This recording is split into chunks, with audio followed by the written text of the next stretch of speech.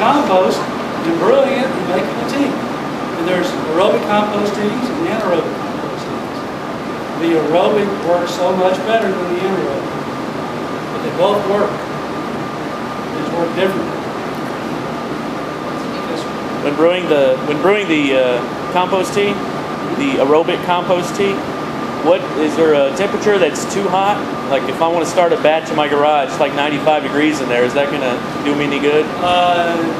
There are different microbes that survive at that temperature, but the majority of the microbes you want, not now. You have to brew it at night at temperatures like that. How much food you put in? Pardon? How much food you put in? Don't put too much food in so it doesn't get too hot. Right. Because you're going to get the heat anyway. That's right. When they start digesting the food, they create heat. Right. So if it's too hot already, it's just going to kill them all off. You get a bunch of anaerobes. So, what if you're living in the hill country and you don't have much soil?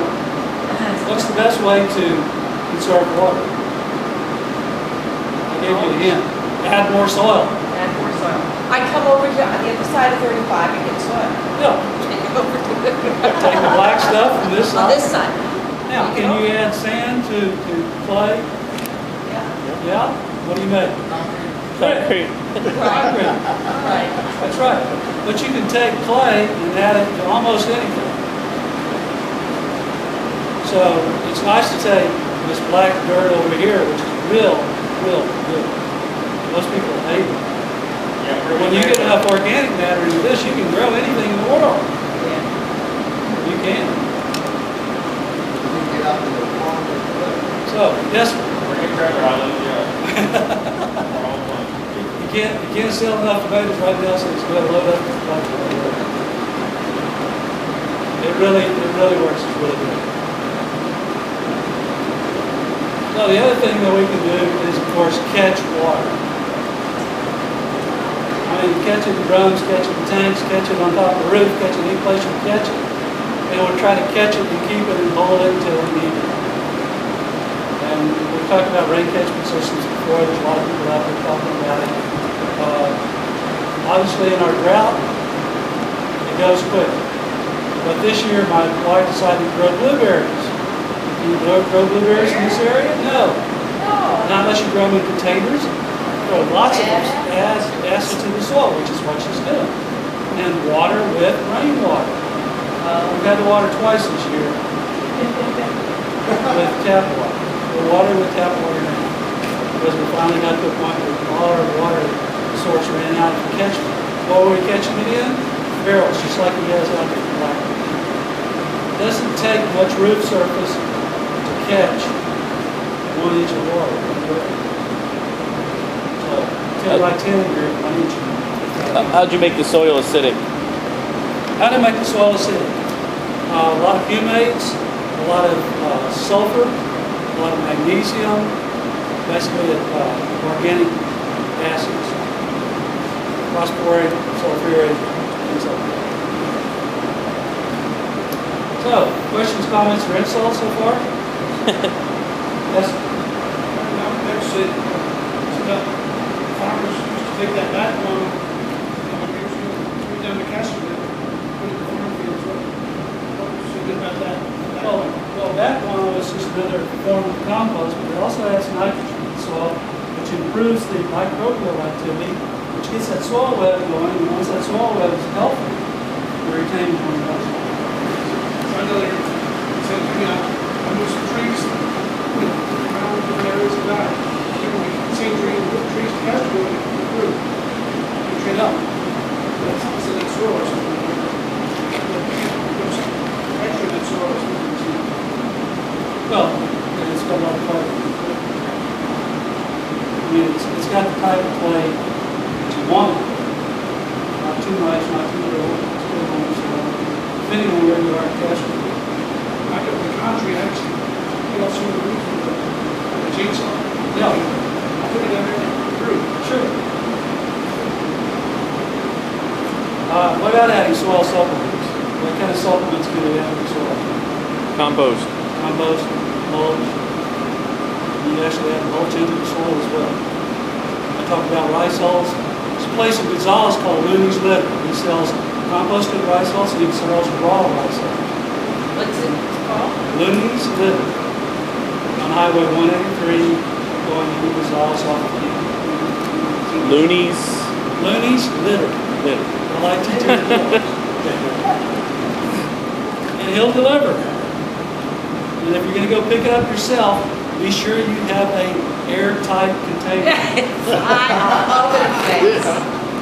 I literally went down there one time and said, oh, I'll bring back 2 yards. I got a tarp, and I felt, I set that tarp in just as good as I could. But I had a little gap in the back end of my pickup on the tailgate. And I got there with about a half yard short. It's okay, I got there with a yard and a half. I'm still working. Okay, what have I left out? What about weeds? What about weeds? They're water suckers. Yeah. You know, the thing, it grows as bad as a weed. Why do they grow so bad? Because they're efficient users of whatever's there. Whether it be moisture or nutrients or whatever's there. And so when you have weeds, what do you want to do? Get rid of them, because they're removing the moisture. So if you've got trees that are trash trees, get rid of them. You got weeds coming up in your garden, mulch the area, get rid of them. Every time you can move a weed out, you're saving moisture. And then whether it's a cedar or a cypress or a live oak, if it's a weed, get rid of it.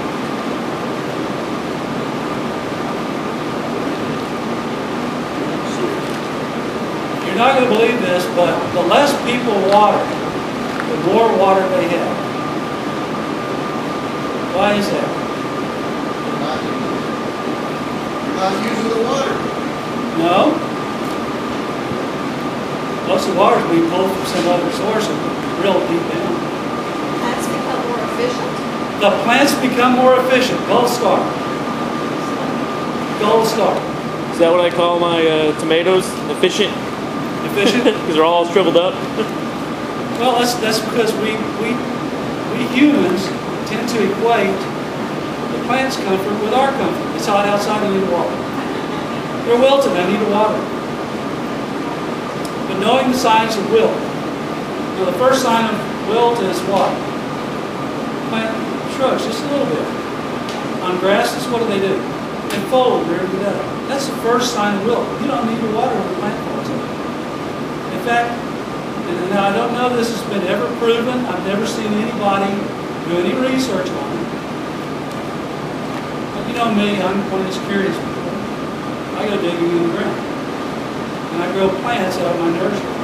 And I know that when I don't water constantly, the plants wilt. And when they wilt, I think they grow more roots. It only makes sense. If the plant's wilting, Yeah. it says, I need to find water. They can't get up and walk over there to that water cooler. So what do? They grow more roots. I have seen my plants that I water more often have fewer roots than my plants that I water less often. In fact, I have some plants in my nursery that I've watered 2 times this year. They're in containers. They're still alive.